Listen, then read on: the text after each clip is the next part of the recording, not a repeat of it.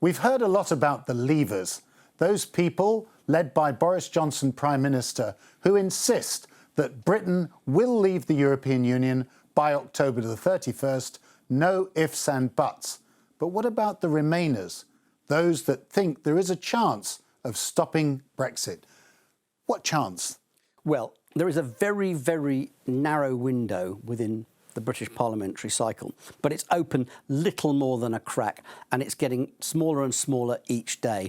I think there are, and we should talk, what they're keen to stop is no-deal Brexit, more than just Brexit itself. I think there are two options available to those people who want to line up against Boris Johnson. The first is a vote of confidence to bring him down.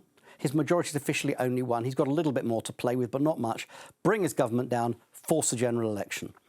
The problem with that is it's become clear that because of the nature of the British Constitution, he could probably delay that election until after Brexit has happened, unless they can offer up a rival administration. And it looks like that's the government of so-called national unity. Yes, I mean, and you've had some figures, Caroline Lucas, suggesting that this new government of national unity should be comprised just of women who've got more sense. I think that was a strangely tokenistic call. She said, let's have an all-women cabinet. But I think what she was attempting to do was cut through the fact that party issues and tribal loyalties are stopping the different parties from being prepared to work together. Liberal Democrats won't serve under Jeremy Corbyn. Rebel Tories wouldn't either. Jeremy Corbyn wouldn't countenance serving under anybody else. So the possibility of pulling together that kind of caretaker government, the Brexiters don't like it being called a government of national unity because they say, well, there's only one side of the argument. But this caretaker government, it looks very, very difficult to assemble.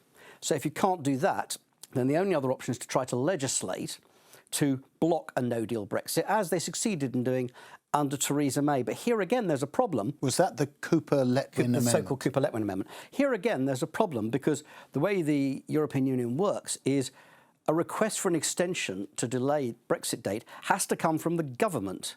And if the government is refusing to do it, even legislation can make it tricky. So then you find yourself back in, well, we'll have to bring this government down territory, but you've wasted a lot of time. So it's very, very tricky for the Remainer. Is there a deus ex machina, the Queen, perhaps, that could resolve this possible deadlock? Or do you think, actually, it'll be senior civil servants? The Queen will not want to intervene directly in politics, making any choice that isn't apparently obvious to the rest of the country. So if the assembled forces of opponents of Boris Johnson are able to unite behind one figure and say to the Queen, we believe X commands a majority in the House, then she would, under advice, probably call for them. But she's not going to go looking to solve this problem for the politicians. And there is something even deeper here, and you allude to this in your writing, Robert, that the Remainers don't have, or appear not to have, that ideological cohesiveness and conviction and passion that the Leavers have. Yes, I mean, I've written in a column today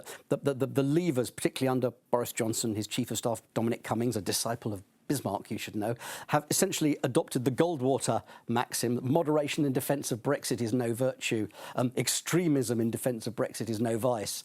And that's Barry Goldwater, who completely bombed in the 1964 presidential election. Yes, there were drawbacks to this approach. Lyndon Johnson. But they believe they are going all out with an absolute single-mindedness, and it's making a government with a wafer-thin majority very hard to resist at the moment. And the Remainers are not getting their act together in fighting them. Extraordinary, really, given that, as you say, Boris Johnson has a nominal majority of one.